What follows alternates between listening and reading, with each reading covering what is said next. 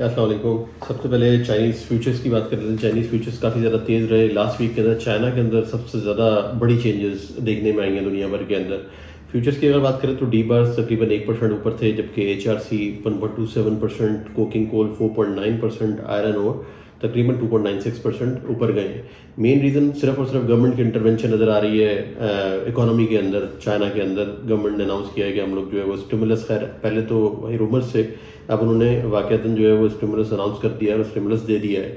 एक सबसे बड़ा खतरा जो हम लोगों को नज़र आ रहा था वो कंट्री गार्डन का नज़र आ रहा था, जो कि एक रियल एस्टेट की सबसे बड़ी कंपनी है चाइना के अंदर, वन ऑफ द बिगेस्ट, जिस तरह एवरग्रांडे थी लास्ट टाइम। जब इसका कंट्री गार्डन का इशू शुरू हुआ तो उस वक्त सबके ये शुबा था कि हो सकता है कि अगर इनका मामला ज़्यादा हाथ से बाहर हो गए, ख़राब हो गए, तो डेथ सर्विसिंग अगर ना कर सके ये लोग, तो शायद वो डिफ़ॉल्ट की तरफ कंपनी ना चली जाए और रियल एस्टेट सेक्टर पूरे का पूरा क्रैश ना कर जाए। तो उस चीज़ को तो गवर्नमेंट ने संभाल लिया बहुत अच्छे तरीके से और उसके रिजल्ट्स भी हमें देखने में आ रहे हैं। अगर HRC की बात करें तो HRC की प्राइसेस लास्ट वीक के अंदर तकरीबन $15 के आसपास इंक्रीज़ किए हैं। अब जो ऑफर्स आ रहे हैं वो तकरीबन 575 के लगभग वसूल हो रहे हैं। वायर आउट के अंदर भी इसी तरह से तेज़ी आई है, तकरीबन $5 से $10 के करीब जो है वो बढ़े हैं। जो FOB प्राइस है वो तकरीबन 550 के करीब अभी इस वक्त सुनने में आ रही है। जो स्टिमुलस पैकेजेस के बारे में फर्दर मेरे ख्याल है कि हमें डिटेल से डिस्कस करना पड़ेगा। उसमें मेजरली ये हुआ है कि जो उनके दो काफ़ी बड़े सिटीज़ हैं, ग्वांगझू है और शेंजन है, वहाँ पर गवर्नमेंट ने इम्प्लीमेंट कर दी है एक मॉर्गेज जो पॉलिसी है उनकी, उसके अंदर एडजस्टमेंट्स लेकर आए हैं। जो एक अपफ्रंट पेमेंट होती है उसको कम कर दिया है। इसके अलावा जो उसका रेट है मॉर्गेज का उसको भी कम कर दिया है। ख़ास तौर से सबसे ज़्यादा फोकस उनका उन लोगों के ऊपर है, उस आम पब्लिक के ऊपर है जो पहली दफ़ा और दूसरी दफ़ा अपना घर खरीद रहे हैं। फर्स्ट सेकंड बाइंग के लिए उनको खास रियायत दी जा रही है अपफ्रंट पेमेंट कम करके, और उनके मॉर्गेज रेट जो पुराने भी मॉर्गेजेस अभी इस वक्त हुए हुए हैं उसको भी जो पॉलिसी रेट है उसका जो रेट जो उसकी कमीशन है बेसिकली उसको कम कर दिया गया है ताकि आवाम के ऊपर से बोझ हटाया जा सके। तो ये सारे रीज़न है जिसकी वजह से एक चाइनीज़ रियल एस्टेट सेक्टर को लेकर सब लोग बहुत ज़्यादा पॉजिटिव हुए हैं। उसका जो इम्पैक्ट हमें नज़र आया वो इस तरह से आया है कि जो चाइनीज़ स्टॉक्स हैं रियल एस्टेट से रिलेटेड, उनके अंदर तकरीबन 5 से 6% के करीब जो है वो तेज़ी देखने में आई, जिसकी वजह से लोग बहुत ज़्यादा पॉजिटिव हो रहे हैं। आयरन ओर के अंदर तेज़ी कुछ खास देखने में नहीं आई, क्योंकि साथ के साथ एक तरफ जो चीज़ें बढ़ रही हैं हर तरफ, वहाँ पर दूसरी तरफ प्रोडक्शन कट डाउन की बात कर रही है चाइनीज़ गवर्नमेंट। काफ़ी बड़ी जो सबसे बड़ी मिल है चाइना की, बेसिकली उसने कहा है कि हम लोगों को अपनी कर्टेल करनी होगी प्रोडक्शन। जो गवर्नमेंट की डायरेक्टिव्स हैं उसके हिसाब से हम लोगों को चलना होगा, जिसका मतलब ये है कि विंटर के अंदर हम लोगों को प्रोडक्शन कट डाउन पर जाना होगा, जिसकी वजह से आयरन ओर की जो तेज़ी थी वो बेसिकली मान पड़ गई। आयरन ओर नहीं बढ़ सका। अगर कंपैरिजन करें लास्ट वीक से तो उसके अंदर तकरीबन आयरन ओर की प्राइस लास्ट वीक में $117 के करीब आई है, जो कि स्टेबल है वीक ऑन वीक। और कुकिंग कोल की बात करें तो तकरीबन $268 के आसपास प्राइस है अभी, जिसके अंदर काफ़ी बेहतरी आई है, जो कि $7 से $8 बढ़ी है। उसकी वजह जो है वो एक तो इन्वेंट्रीज का जो पोर्ट पे है उसको कम होना है, और दूसरी मेजर वजह जो है वो एक्सीडेंट्स है माइनिंग साइड के ऊपर, जिसकी वजह से प्रोडक्शन अफेक्टेड है, और दूसरा मौसम के ख़राब हालात हैं कुकिंग कोल को जो इम्पैक्ट कर रहे हैं। अब इसके अलावा अगर हम दूसरे रीजन्स की बात करें, वियतनाम, साउथ कोरिया, जापान, तो वहाँ पर कोई ख़ास चेंजेस देखने में पॉजिटिव साइड पे नहीं आई। उन्होंने अभी तक इसका असर नहीं लिया जो चाइनीज़ मार्केट चेंज हो रही है। जापानीज़ प्राइसेस जो है वो एक्सपोर्ट्स उनकी काफ़ी हद तक डिप्रेस हो चुकी हैं अभी एज ऑफ नाउ। अगर हम कंपैरिजन करें लास्ट ईयर से भी कंपैरिजन करें तो जापान की जो एक्सपोर्ट मार्केट्स थी रेगुलरली, वहाँ पर वो उस तरीके से एक्सपोर्ट नहीं कर पा रहे।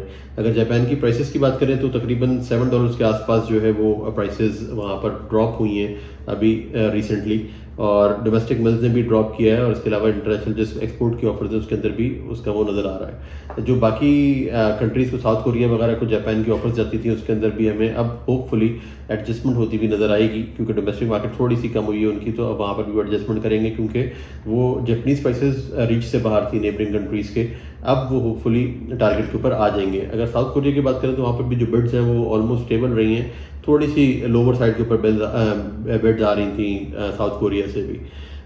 दूसरी एक बड़ी बात जो है वो ये है कि इस क्वार्टर के जो कोटास से, बेसिकली जो यूरोप में कोटा सिस्टम है कि हर कंट्री को कोटा दिया गया है कि वो इतनी एक्सपोर्ट कर सकता है, वो basically Taiwan, south Korea, Japan के कोटास ऑलमोस्ट कंज्यूम हो चुके हैं। तो सितंबर मंथ के अंदर अब बाकी कंट्रीज़ के लिए इंक्लूडिंग इंडिया काफ़ी ज़्यादा स्कोप है इसमें एक्सपोर्ट करने का यूरोपियन कंट्रीज़ को। तो हो सकता है कि हम जापान, ताइवान, साउथ कोरिया की जो फ्लैट प्रोडक्ट्स की ऑफर्स हैं वो दूसरे कंट्रीज़ के अंदर अभी ज़्यादा जाएंगी, ग्लोबली वर्ल्ड वाइड जो है वो ऑफर करेंगे, और बाकी मार्केट्स के ऊपर उस चीज़ का इम्पैक्ट आ सकता है।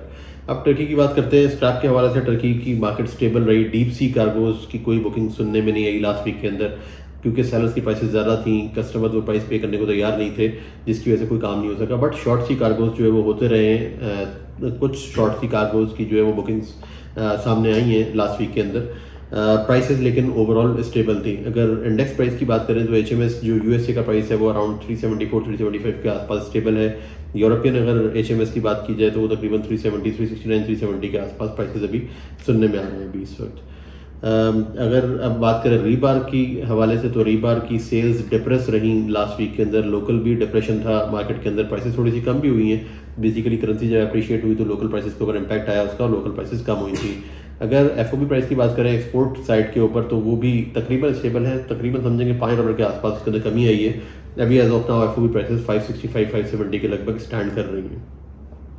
टर्किश एक्टिविटी की बात की जाए, जुलाई की एक्टिविटी को कंपैरिजन किया जा रहा है, डिफरेंट फिगर्स सामने आ रहे हैं, तो उसको अगर समराइज़ किया जाए तो टर्की की जो एक्टिविटी है वो बेसिकली बढ़ी है, ईयर ऑन ईयर भी बढ़ी है जुलाई के अंदर, मंथ ऑन मंथ भी बढ़ी है। 7.7% ईयर ऑन ईयर इंक्रीज़ है उनकी स्टील प्रोडक्शन का। और अगर स्टील इंपोर्ट्स की बात करें तो इंपोर्ट्स भी तकरीबन 16-17% बढ़ी हैं। स्टील इंपोर्ट्स के अंदर HRC, बिलेट्स, सब चीज़ें तमाम की तमाम शामिल हैं। अगर स्क्रैप के इंपोर्ट की बात की जाए तो वो भी तकरीबन 37% इंक्रीज़ है ईयर ऑन ईयर जुलाई के हवाले से।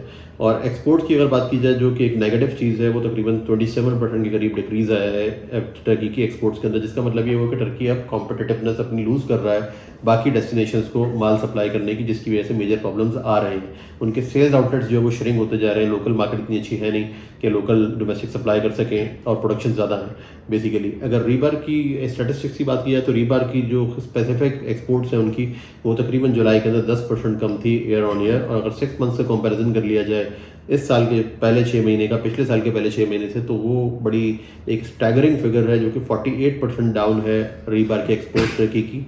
हालांकि रीबार के एक्सपोर्ट टर्की की हम लोग एक मेजर इनका एक आइटम प्रोडक्ट समझते थे कि जो एक्सपोर्ट करते हैं, उसके अंदर बदतजीज कमी आ रही है अभी। अब उसका इसके लिए जो इम्पैक्ट, जो उनको एक एक्शंस लेने होंगे, वो बेसिकली जो लोकल एसोसिएशन है उनकी, वो एक्सपेक्ट कर रही है कि टर्किश गवर्नमेंट भी कुछ ड्यूटीज़ लगाए जो इंपोर्ट्स हो रही हैं HRC की, बिलेट्स की, वो किसी तरीके से कर्टेल की जा सके और प्रोटेक्टिव ड्यूटीज़ देकर चाइनीज जो टर्किश इंडस्ट्री है उसको किसी तरीके से सिक्योर किया जा सके और सपोर्ट किया जा सके। अब आते हैं रशिया के ऊपर, जो कि मेजरली एक्सपोर्ट टर्की को ही कर रहा था। वहाँ से कोई खास एक्टिविटी सामने नहीं आई, प्राइसेस लेकिन स्टेबल हैं। तकरीबन $500 के करीब CFR टर्की प्राइसेस ऑफर हो रहे थे बिलेट के, और 465-70 FOB प्राइस चल रहा है रशिया का। ईरान की भी पोजीशन इसी तरीके से, मार्केट स्टेबल है उनकी बिलेट्स की, कोई मेजर चेंज नज़र नहीं आ रहा। यूरोप की अगर बात की जाए तो वहाँ पर यूरोपियन मिल्स जैसी छुट्टी से वापस आई हैं, तो सबने अपनी प्राइसेस बढ़ाने का एक सिलसिला शुरू कर दिया है। हो सकता है कि वो प्राइसेस इसलिए बढ़ा रहे हैं कि प्राइस के अंदर किसी तरीके से कमी ना आए। हालांकि सेल्स नहीं है, कोई तेज़ी नहीं है, कोई उस किस्म की डिमांड नहीं है एग्रेसिव, बट उन्होंने प्राइसेस अपने अनाउंस कर दिए हैं। तकरीबन 30 यूरो के करीब जो है वो जो सबसे बड़ी प्रोड्यूसर है ArcelorMittal, उसने बढ़ाए हैं अपने लॉन्ग प्रोडक्ट्स के अंदर भी बढ़ाए हैं और फ्लैट्स के अंदर भी बढ़ाए हैं, और बाकी मिल्स भी उनको फॉलो कर रही हैं। अपेरेंटली ऐसा लग रहा है कि फर्स्ट हाफ ऑफ सितंबर जो है वो तेज़ी का ही महीना रहेगा। अभी तेज़ प्राइसेस दी जाएंगी, और वो एक्सेप्ट होती या नहीं होती ये फिर अब वक्त बताएगा। एक दो हफ्ते में पता चलेगा कि मामला किस तरफ जा रहे हैं। इसी ट्रेंड को देखते हुए पॉलिश जो प्रोड्यूसर्स हैं पोलैंड के अंदर, उन्होंने भी वायर आउट की प्राइसेस भी बढ़ा दी है, तकरीबन 10 से 20 यूरो के करीब उन्होंने प्राइस बढ़ाई है। यूके के अगर अगस्त की बात करें पूरे महीने की, तो अगस्त के अंदर तकरीबन 25 यूरो के करीब इंक्रीमेंट आया स्क्रैप की प्राइसेस में यूके के अंदर। और मेजर रीज़न उसकी मेरे ख्याल से साउथ ईस्ट एशिया ही थी। जो इंडिया पाकिस्तान सब एक्टिविटी के साथ जो है वो ज़्यादा एक्टिविटी हो रही थी कंटेनर्स के अंदर, बल्क में उतनी एक्टिविटी नहीं थी, तो कंटेनर्स से बहुत ज़्यादा सपोर्ट दिया। आगे भी फिलहाल ऐसी ही फीलिंग है कि कंटेनर्स टाइम बिंग पॉजिटिव रहेंगे और काम चलता रहेगा। बैनर स्क्रैप की अगर ओवरऑल बात की जाए, यूरोप से जो एक्सपोर्ट्स हो रही हैं, तो वो तकरीबन $370 लेवल्स के ऊपर जो है वो स्टेबल है इनकी प्राइस, और वीक ऑन वीक भी स्टेबिलिटी है। आगे भी फर्दर ऐसा ही लग रहा है कि सेलर्स तो प्राइसेस के लिए पुश कर रहे हैं कि हायर प्राइसेस की तरफ जो है वो मांगा जाए, डिमांड ज़्यादा की जाए। बट टर्किश जो कस्टमर्स हैं वो बेसिकली एक्सेप्ट नहीं कर पा रहे, क्योंकि उनकी रीबार्स की, बिलेट्स की और बाकी तमाम फ्लैट प्रोडक्ट्स की भी सेल्स तो खातिर ख्वाह नहीं है, और आगे होती हुई भी नज़र नहीं आ रही। They are not very optimistic. तो अब देखते हैं कि क्या आया उनको ये स्क्रैप की प्राइसेस एक्सेप्ट करनी पड़ेगी, जो कि ज़्यादा इस वक्त सिचुएशन ऐसे ही लग रही है कि ज़्यादा चांसेस हैं कि रीबार मिल्स जो है टर्की की, उनको हायर स्क्रैप प्राइसेस जो है एक्सेप्ट करनी पड़ेंगी स्क्रैप खरीदने के लिए। स्क्रैप की शॉर्टफॉल है हर जगह पर, चाहे वो US हो चाहे यूरोप हो। आगे विंटर सीजन आ रहा है, तो सब लोग उस चीज़ को लेके पैनिक में हैं। तो होपफुली ये इस दफ़ा शायद स्क्रैप ही होगा जो कि प्राइसेस को पुश करेगा, और फिर आगे फिनिश प्रोडक्ट के ऊपर वो प्राइसेस कन्वे होंगी। यूएसए की प्राइसेस की बात की जाए तो यूएसए के अंदर भी प्राइसेस जो है वो मोस्टली स्टेबल रही। सितंबर की जो प्राइसेस है डोमेस्टिक उनकी वो सुनने में आ रहा है कि प्राइसेस कुछ थोड़ी सी रीएडजस्ट होंगी डाउनवर्ड साइड पे, बट मोस्टली स्टेबल रहेंगी। जो प्राइम ग्रेड्स हैं बेसिकली बुशलिंग्स टाइप के, उसके अंदर प्राइसेस की कमी आ सकती है क्योंकि उसका और जो एब्सोल्यूट ग्रेड्स हैं श्रेडेड एचएमएस वगैरह, उसका प्राइस का डिफरेंस बहुत ज़्यादा बढ़ गया है। तकरीबन 45 से $50 पर लॉन्ग टर्म जो है वो भी इस वक्त प्राइस का डिफरेंस है, जो कि हिस्टोरिकली इतना नहीं हुआ करता था। तो इसको स्क्वीज होना है और मिल्स उसके लिए पुश कर रहे हैं कि प्राइस को थोड़ा सा कम किया जाए। तो ओवरऑल जो सेंटीमेंट है वो शायद स्टेबल ही है, और फ्लैट प्रोडक्ट्स की मार्केट जो पहले कम हो चुकी है ऑलरेडी, वो अब स्टेबल है यूएस के अंदर, और अब प्राइसेस की स्टेबिलिटी ही फिलहाल एक्सपेक्ट की जा रही है सितंबर के अंदर। इंडिया की बात करें तो इंडिया के अंदर काफ़ी बुलिश सेंटीमेंट था लास्ट वीक के अंदर। तकरीबन 2 से 3 एटलीस्ट बल्क कार्गोज बुक हुए हैं, जिसका एवरेज प्राइस शेडेड बेसिस जो है वो $425 के लगभग सुनने में आ रहा है, जो कि एक बड़ा स्टेप है अभी इंडिया की साइड से भी, जिससे ये पता चलता है कि किस कदर डिमांड है वहाँ पर और कितनी एग्रेशन है कस्टमर्स के अंदर। बाकी कंटेनर्स की बुकिंग तो चल ही रही है, 434-35 के ऊपर शेड की बुकिंग हुई है इंडिया के अंदर। लोकल मार्केट उनकी जो है वो तेज़ है, डोमेस्टिक जो फिनिश्ड आइटम्स हैं वो भी सपोर्ट कर रहे हैं पूरी तरह से मार्केट को। एक स्टैटिस्टिकली बात की जाए तो लास्ट ईयर से अगर कंपेरिजन लास्ट 6 मंथ्स का पिछले साल के 6 महीने से अगर कंपैरिजन किया जाए तो इंडिया की जो इंपोर्ट्स हुई हैं इस साल के अंदर वो 105% का इंक्रीज़ है। बेसिकली यही रीज़न है जिसकी वजह से इंडिया ड्राइव कर पा रहा है अभी इस वक्त प्राइसेस को, और इवन टर्की के लिए भी इंडिया एक बहुत बड़ा थ्रेट बना हुआ है अभी इस वक्त। बांग्लादेश की अगर बात करें तो वहाँ पर डिप्रेशन चल रहा है। पिछले 2-3 हफ्ते से हम प्राइसेस की डिप्रेशन ही सुन रहे हैं, सेल्स स्लो हैं बहुत ज़्यादा, और अभी भी सिचुएशन ऐसे ही है। लास्ट वीक के अंदर भी तकरीबन 500 टाका तकरीबन जो है वो प्राइसेस कम हुई हैं। रीबार की बिलेट की प्राइसेस भी तकरीबन 1000 टाका के आसपास जो है वो कम हुई हैं।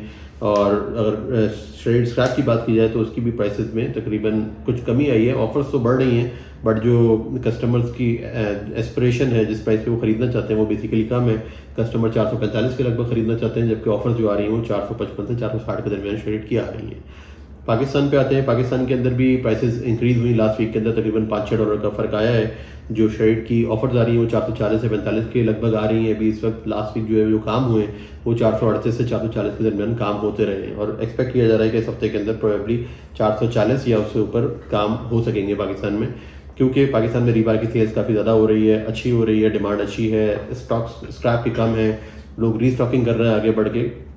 तो एक पॉजिटिव सेंटीमेंट जो है वो पिछले 2-3 हफ्ते से हम देख रहे हैं, जो कि मजीद जोर पकड़ता चला जा रहा है, और लोग एक्सपेक्ट कर रहे हैं कि ये तेज़ी अभी फिलहाल रहेगी शॉर्ट टर्म के अंदर। सितंबर के अंदर तो काफ़ी मामला जो है वो तेज़ी में नज़र आते हैं। मिडिल ईस्ट की तरफ लोगों का बहुत ज़्यादा रुझान है कि जल्दी से जो है वो स्क्रैप को ख़रीदा जा सके और जो है वो जल्द से जल्द डिलीवरी ली जा सके और रीबार को डिलीवर किया जा सके। तो ज़्यादा रुझान जो है वो दुबई की तरफ भी नज़र आ रहा है। दुबई और कुवैत और बहरीन की तरफ काफ़ी लोग वहाँ से माल ख़रीदना पसंद कर रहे हैं, या फिर कोई लोडेड कार्गो जो है वो पाकिस्तानी कस्टमर अभी इस वक्त ढूंढ रहे हैं। रीबार की प्राइसेस लास्ट वीक के अंदर भी तकरीबन 7-8 हज़ार रुपये के करीब बढ़ी है और सपोर्ट कर रही है बढ़ती हुई स्क्रैप प्राइसेस को। लोकल स्क्रैप की प्राइसेस जो है वो भी तेज़ हैं और बढ़ती ही नज़र आ रही हैं टाइम बिंग। अब ये देखना है कि ये जो तेज़ी थी एक पैनिक बाइंग थी बेसिकली, जो कि मैं समझता हूँ कि शायद लोग अपनी पाक रुपी डेप्रिसिएशन को देखते हुए, जो कि लास्ट वीक फिर से डेप्रिशिएट हुआ है और अभी भी तकरीबन 305 के लगभग जो है वो मूव अराउंड कर रहा है इसके आसपास।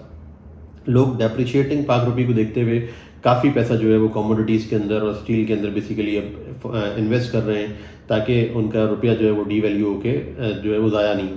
तो बेसिकली ये पैनिक कब तक चलेगा, कब तक ये मामला चलते रहेंगे, ये भी देखना है। और आगे ये चीज़ें सारी पास ऑन होती हैं रियल एस्टेट सेक्टर को, कंस्ट्रक्शन कंपनीज वो पे कर पाती हैं, और जो एक आम आवाम है बेसिकली जिसके ऊपर अभी इस वक्त ऑलरेडी बिजली का बहुत ज़्यादा बोझ है, हर तरफ जो है वो एहतजाज हो रहा है हर सिटी के अंदर और मामला काफ़ी हद तक ख़राब हैं। तो आम पब्लिक भी स्पेंडिंग की अगर पोजीशन में नहीं है तो ये किस तरीके से एब्जॉर्ब होंगी प्राइसेस और कौन ख़रीदेगा, और कंस्ट्रक्शन सेक्टर किस तरीके से इसको अडॉप्ट कर सकेगा चीज़ों को, वो चीज़ अभी देखने वाली है और उसका कोई अभी किसी के पास जवाब नहीं है। बट होपफुली जो रीस्टॉकिंग शुरू हुई है वो तो होगी और अभी फ़िलहाल चलेगी। अभी तक के लिए यही अपडेट्स थी। Thank you very much.